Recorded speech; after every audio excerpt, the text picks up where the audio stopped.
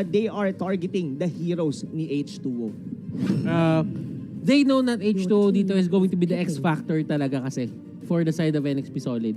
So, might as well give the other players yung mga hero nila na may mga X factor sila. Then, ang gawin mo is talagang ipitin mo si H2O in a play na parang hindi siya makakagalaw ng komportable. Tingnan mo yung ginawa nila dito. Kinuha agad nila yung Lancelot para kahit anong kunin ng NXP Solid dito, wala nang mas bibilis doon. Kasi nakuha na din nung naban na din ng Brand Esports dito yung Roger and yung Harris na nilalaro usually dito ni H2. Ah, yeah. That's a good point, honestly, Butters, ah. Pero speaking of the draft, medyo complex pa dito for the side of Bren. They have here one of the strongest side lane. And of course, Lancelot ni Carl TC. We all know what he is capable pagkahawak niya ang hero na yan. And again, yung kay Few. Meanwhile naman, nandito pa rin naman yung signature hero. Yes, it's the win rate 37.5% na nakikita nyo sa inyong harapan. Pero whenever H2O is using the Ling, regardless they win or lose that match, laging siya ang X factor just like Butter said. Now, for the side lane dito, would you think the Cho gonna be a side lane, a Renegade hero, or is it gonna be a tank? Para sa akin, automatic kasi ang NXP Solid kapag kumuha sila ng Cho, it's going to be a Renegade hero. I see. Hindi sila yung team na gumagamit ng Yawi tank Cho. Hindi nila galaw yon. It could be the adjustment na ginawa nila, who knows, pero as the stats say, si Cho ay madalas ginagamit ni Renegade. Yes, yes. And we also know that Yawi, katulad nga, well, in-expect din siguro yung ni Bren, or ng Bren, yung sinabi mo, Butters. Kasi kung makikita mo, they still ban the Kufra. Kasi alam nga nila na hindi pa rin yan ang hero ni Yawi. And one of the successful heroes, of course, ni Yawi, it's Kufra. And are they gonna be kasi kung iisipin mo, no, si Yawi is like somehow like a Chakno. In terms of the hero pool and even on how he actually plays. May napapansin ako dito sa side ng next episode, halos lahat ng mga skills dito, yung mga ultimates ng mga course nila, pabilog. So sino yung nag-benefit sa mga ganyan? Atlas. They could go for an Atlas right now for NXP Solid, and I wouldn't be surprised kasi isa yun sa mga hero ni Yawi din. Totoo yan. And they would go for an Akai, wow. Well, pabilog din yan. Pabilog din yan, actually. Bilog na siya, level 1 pa lang si Akai. But umiikot siya, so it still makes sense. And this is actually a welcome adjustment na ginawa ng NXP Solid. Tatandaan natin na for the longest time, ang sinasabi ng panel natin na ang nag-Akai lang daw sa MPL dito at nag-utilize talaga ng tama is Blacklist International. But right now, NXP Solid, gumawa na rin sila ng ways nila para ma-incorporate yung Akai dun sa playstyle na gagawin nila. Oo actually, ang ganda nung adjustment na pinapakita rito ng NXP Solid. This is not the usual, the first three heroes were the usual, pero yung Akai as a tank for Yawi, this is gonna be the first. And like what said, Blacklist lang yung nag-utilize nito. And this is one of their signature heroes. Even coming sa qualifiers is their Carmilla. Okay, so it's going to be a Chester, Akai, Yawi, Carmilla. And things are looking very basic and traditional for these two teams. Hindi sila lumalabas sa comfort zone nila. Ito yung mga heroes na nakita natin na pinik nila doon sa regular season and hindi sila lalayo basta-basta doon. Ano napapansin natin sa Brand Esports dito? Napakahirap mag-push laban sa kanila. Just because they have the Lancelot and they have the X-Borg. Yes. And yung X-Borg ngayon naman, hindi naman talaga siya yung totally sobrang lakas na hero in terms of laning. But in terms of pushing and in terms of clearing the waves, isang last insanity lang kasi yung kailangan nila dito. And kung papansin naman dito yung lineup ng side ng NXP, the thing is, they don't have that fast wave clear na tinatawag natin. Wala talaga sila yung tipong sobrang spammable na spell dito. Aside from MB, kapag nakuha niya na yung Blood Ode pagdating ng level 4. Totoo yun. And one thing din naman for the side of Bren, this is almost the same na ginawa ng Onyx. Definitely that si Lina and that Johead, for sure, guguluhin dito si H2O sa kanyang buff. And in terms of wave clear dito, I'm actually going to think that siguro nakuha ng Brand Esports yung tamang timpla niya, while for si NXP I think medyo kailangan niya mag-adjust accordingly sa binibigay na pressure ni Bren Esports. Yes. Tingnan natin kung paano magpa-pan out tong game na to. Yun ang tanong kung paano nga talaga dito magpa-pan out. Ito na, mga kaibigan, bakbakan na Bren Esports versus NXP Solid game number 1. Nasukin si H2O dito, medyo talaga nag-iingat lang siya. Ito yung sinasabi natin Kumbaga, yung Thorn Rose kasi triangle siya, so madaming matatamaan and you can divide the damage. Pero hindi naman ginagawa ni Lasty dito. Wow! Ine-ejector lang niya yung cannon.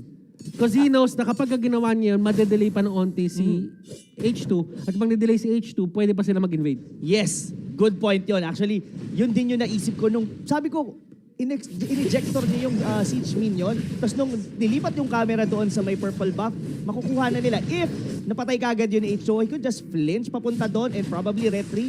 At baka nanakaw pa nga niya. Pero hindi yun nangyari because in-anticipate na nga yun ng Bren. Tsaka ano din maganda din yung ginawa ng NXP doon. Binato na nila agad si Chester doon. Pinabawasan na nila. Kaya hindi na rin natagalan. So yung delay na ginawa, na nasagutan din agad. Oo, nasagutan din agad. Pero ang sagot dito ng Bren, tayo ang mag-invade. Nakuha pa rin naman dito ng H2O yung kanyang purple buff. May bawi nga kaya ba dito ang NXP dahil mainit ang Bren. Flicker out si Few. Ito na, mga kaibigan, ang unang nawala. That's gonna be Chester. Hindi pa sila humihinto. H2O, level 4 na siya dito. Pero nagamit ng Tempest of Blade. Paalis, patakas, and that's it. First blood for Bren Esports. At bago ang lahat, from October 27 to November 13, log in the game and participate in the Trickstars Village event and get Halloween candies for Treasure Spin.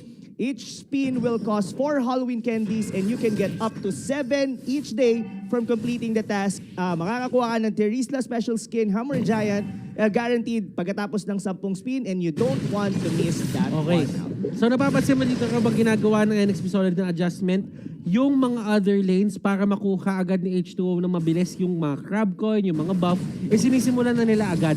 Para pagdating ni H2 doon, onti na lang yung gagawin niya. And they know na merong upper hand talaga kasi dito in terms of clearing ang Bren Esports kasi mabilis talaga ang lance So what you do is, para malesen yung time na tinitake nila na mag-take ng mga monsters, bawasan mo na agad. Para hindi na siya mamumblema na lumipat doon sa kabilang area naman. Yes, parang parang sinusubo mo na papunta kagad sa kanya the resources he actually needs. Meanwhile, on the top lane, looks like Flat PC yung medyo nananalo in this engagement. Pero I guess, hindi pa rin siya pwedeng maging overconfident dahil pwede pa rin siyang masipa papasok doon sa may tore ni Rene J. Yawi here are forced to use the vengeance. Pero yung kunat niya dito, mawawala because Carl TC will be there. Hurricane Dance, pinatalsik, pinalayo lang dito pero umikot na rin dito si Kuya Moribo. Out na muna ang squad ng Bren Esports Tail. Nawala na naman ng isang miyembro ang NXP Solid. Malinis yung mga plays na nagagawa dito ng Bren Esports. Napipili na yung laban nila and nahuhuli nila yung NXP Solid sa mga area na hindi sila dapat nandun. Nakita mo yung Carmilla, masyadong malalim yon, and ang ginawa agad ng Bren Esports, parusahan natin. NXP Solid, they should stay away from those kinds of positioning kasi talagang hindi magdadalawang isip ang Bren Esports na bigyan ng punishment yung mga ganong kaliliit na bagay. Totoo yun. And look at the traps din na piniplace dito ni Few. He actually knows how NXP Solid is doing on the bottom lane. So, kumbaga, dito yung top lane nila, si Flap PC is, alam niya na 1v1 lang sila doon. So, I think yung Selena dito, they're not definitely just getting simple pick-up. Pero mamaya na yan. Dahil si Flap PC yata ay papalag naman dito kay Renny J. Pero Carl TC, nandito na yung kapatid. Ika'y mawawala. Another one na naman para sa Bren Esports. Ito yung nakikita natin kanina sa Onyx na parang every single time na merong duel na nangyayari, merong backup agad yung kanilang mga teammates. Papansin mo dito, Bren Esports, they're sticking to that playstyle as well. Lusty, nahuli. Tingnan natin kung ito na nga ba yung first kill ng NXT Solid. Pero, he tries to go for H2O. Totoo, dahil binato niya papaloob. So na-force ngayon yung Tempest of Blade. Pero sabi ni Captain Chester, ididikit muna kita sa pader. Pero sir, makunat ka ba, Yawi? Vengeance, ginamit na naman. Pero si Carl TC, galit pa rin naman. Eto, pasok sila dito. Yung Torre baka mawala. Dun si Chester sa may bandang likod. Oh my God, patay ka ngayon! Bren Esports, manhandling itong early game ng NXP Solid. And right now, they can't do anything. Yung kanilang silence dito is level dependent and item dependent at the same time. Si Alice dito, kailangan niya pa yung stacks niya para doon sa magandang blood oath mamaya. Ito Yeah. naman si Renny J, kailangan niya yung BOD niya at mga 1v1 situation para magamit niya sa full potential yung high-end right. Totoo yan. Now, what we're really seeing right now, Butters, is that unti-unti na lumiliit na naman dito, or rather lumiliit ang mapa dito ng NXP Solid. Yawi here already half on HP. May sipa doon si Renny J. Pero that's flat easy. Makunak yun. Ikaw patuloy ang nawala. Habol dito ang mga miyembro ng Bren. Yawi na naman, pinaikot doon, pero out pa din. Mukhang makukuha ng Bren Tinamaan. ang turtle. May Tinamaan si tinamaan MB. sa pool si MB. Pero buhay pa rin Tinamaan naman, si MB. Butters. Pero ang sagot dito naku po, Tinamaan na naman! may magnet, tol! Sa pool! Baka few. Baka few yan. Baka few yan. Ang idol ng mga kids. Pero ang mas idol ko ngayon, si Chester na umikot, pero patay pa rin yung bata, mga idol. Yawi, dito, mukhang mawawala, pero kalahati na naman dito. I think the Carmilla dito, mga kaibigan, is not doing what's intended para sa kanya. Okay. Tingnan natin yung side dito ng NXP Solid kung ano ginagawa nilang tama. Ito yung isang bagay. H2O dito, kahit sobrang nagkakaroon na ng problema doon sa rotation nila and the jungle control, map control na meron sila, nag-split push pa rin siya. Yes. And usually, kapag ka medyo behind kayo in terms of getting the gold and getting the kills, yan yung usual ginagawa ng lane. Naghahanap siya ng lane na pwede siya mag-push at magpapadala siya ng isang tao galing dun sa kalaban, or kung hindi man siya pansinin, kukuha siya ng isang turret o dalawang turret. Totoo yan. So, that's the thing about NXP Solid. May nagagawa pa silang tama at this stage of the game, and that is a good sign if they want to come back from this. And one good sign is napatay din nila si Lusty doon. So at least meron pa rin nangyayari dito for NXP Solid in the terms of H2O. Pero si Yawi na naman dito ang nakita ng mga tropa dito sa Bren Esports. Out na muna siguro dahil si Renny J sa likod. Siya na lang ang ating ipunto. Pero yun nga, going back sa sinabi mo, Butters, this is what we've seen to Signal Ultra yesterday. Yung link nila was just forcing a reaction doon sa kalaban, and this is exactly what H2O is doing right now. Oo, and H2 kasi, isa yan talaga sa mga hindi nawawala sa kanya. Kaya nga siya tinawag na, para sa akin, isa sa mga pinaka-consistent na course dito.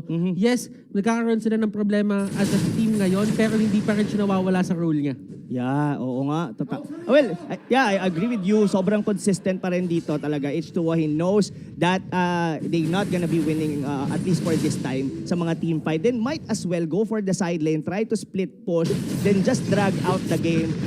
Bren Esports already had the early to mid game. Let's just try to make an outplay on the late game. Pero kasi, eto din, ginagawa ni H2O talaga yung role niya. So, ibig sabihin, for NXP Solid, kailangan na lang nila hanapin dito yung gagawin ng apat. Kasi ngayon, Bren Esports hindi magpapatinag sa pressure to eh. Alam ng Bren Esports na sila yung lamang ngayon, and they know this all too well. Kasi nga, sanay na sanay sila sa pwesto na lamang sila. Kasi nga, halos hindi nagpapatalo to yung mga to eh. Oo. Nabulol ako doon. Yes, hindi Nagpapatalo. nagpapatalo. Ang hirap sabihin. Sabihin mo.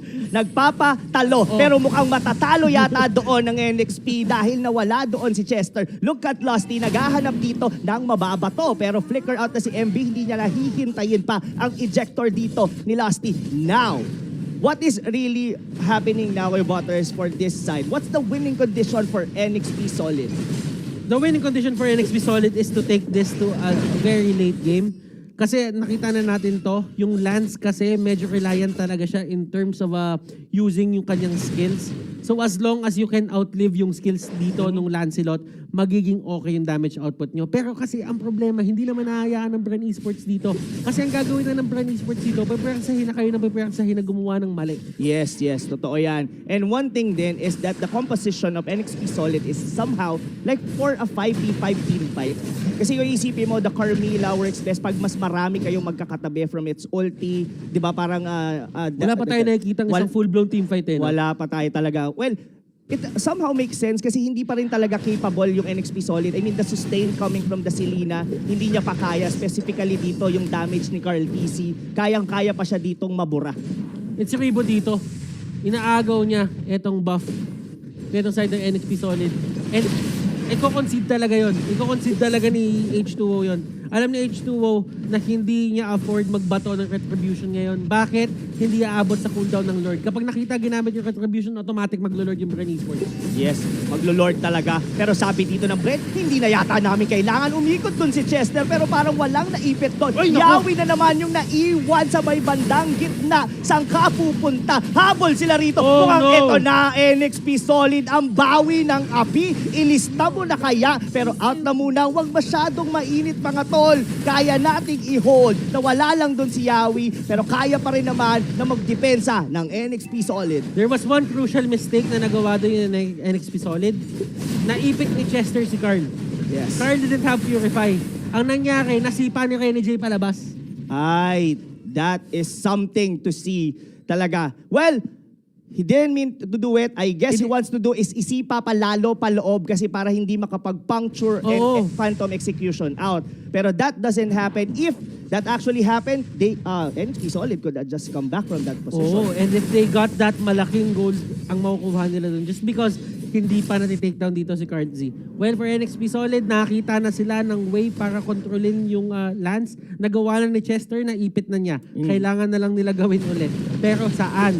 Dito ba sa Lord Pit? Kasi itong Lord Pit na to medyo open to Oo. And it's one of the places na as an Akai, hindi siya narrow enough para talagang mamando mo yung buong battlefield. Yes, medyo mahirap din mag-pin talaga. They actually tried that kanina na pagtalon ni Chester. Medyo nabugaw lang yung buong Bren Esports and mahirap talaga mag-pin down. And wow, that was a solo. Rather, probably tinamaan doon ng pana ni Few. And that's not good news para sa NXP Solid. That is H2O. Their main damage dito. Renny J din, mukhang mawawala. Oh my God, Chester pa ang nadamay doon mga tol. Yawi here on the defensive.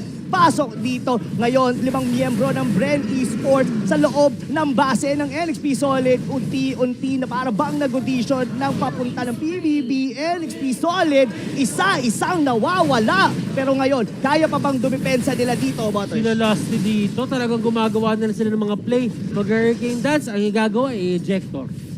Literal na hindi nila binibigyan ng panahon huminga o pahingahin yung laro na ginagawa nila ng NXP Solid. And Bren Esports knows na kapag dumating sa late game, magkakaroon din sila ng problema kay Renny J, magkakaroon din sila problema kay Alex. So might as well end this right now. They're playing it right. H2O dito, as much as he wants to do something, medyo magiging mahirap talaga in terms of Lancelot yung kalaban niya. Yes, mahirap nga. Pero nakapitas. Dito naman ang NXP Solid. Gawin mo ng dalawa, hindi pala. Dahil yung Akai yung nawala. Bumalik yung Firaga Armor dito ni Ribo. Na-pop yung Immortality pero buhay pa siya dito. Habol na doon. Renny J bumabalik. Naku po, Carl TC mahuhuli na nga kaya. Double kill dito. Si Renny J. Carl TC na ang kanyang isusunod. Kaya ba? Naku, may savage yata tayo dito na magagana. That's gonna be the Lancelot ni Carl TC. Siya na mismo ang tatapos. Ilista na ba ng Bren dito dahil kanila ang unang panalo?